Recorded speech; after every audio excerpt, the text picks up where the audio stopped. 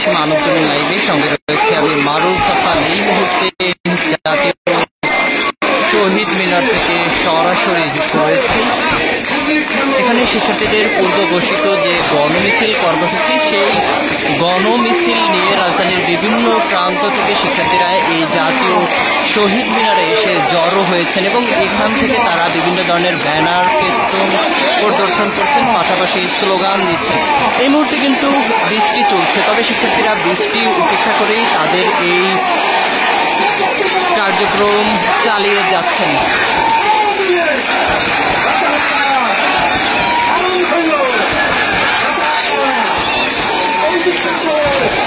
হাজারো শিক্ষার্থী এই মুহূর্তে শহীদ মিনারের অবস্থান নিয়েছেন।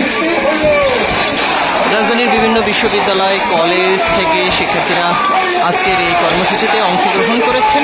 এছাড়াও আমরা দেখেছি বেশ কিছু মানুষ যারা বিভিন্ন দলের সমর্থক কিংবা সাধারণ উৎসুক জনতা, তারাও কিন্তু এই কর্মসূচিতে অংশগ্রহণ করেছেন। এই মুহূর্তে বৃষ্টি চলছে, বৃষ্টি উপেক্ষা করে তারা তাদের কার্যক্রম চালিয়ে যাচ্ছেন। কেউ স্লোগান দিচ্ছেন, কেউ ব্যানার, ফেস্টুন প্রদর্শন করছেন, কেউ কিংবা প্রতীকীভাবে প্রতিবাদ জানাচ্ছেন।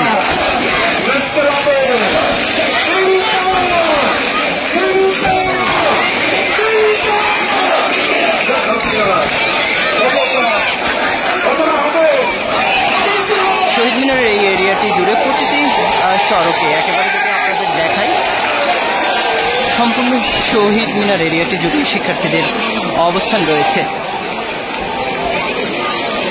দর্শক, এই মুহূর্তে আপনারা দেখছেন মানবজমিন লাইভ, সঙ্গে রয়েছে আমি মারুফ হাসান। এই মুহূর্তে জাতীয় শহীদ মিনার থেকে যুক্ত রয়েছি এবং শিক্ষার্থীদের যে পূর্ব ঘোষিত কর্মসূচি, গণমিছিল কর্মসূচি, সেই গণমিছিল কর্মসূচি শিক্ষার্থীরা পালন করে মূলত রাজধানীর বিভিন্ন প্রান্ত থেকে তারা গণমিছিল নিয়ে এসে এই মুহূর্তে তারা জাতীয় শহীদ মিনারে এসে জড়ো হয়েছেন এবং এই মুহূর্তে বৃষ্টি হচ্ছে।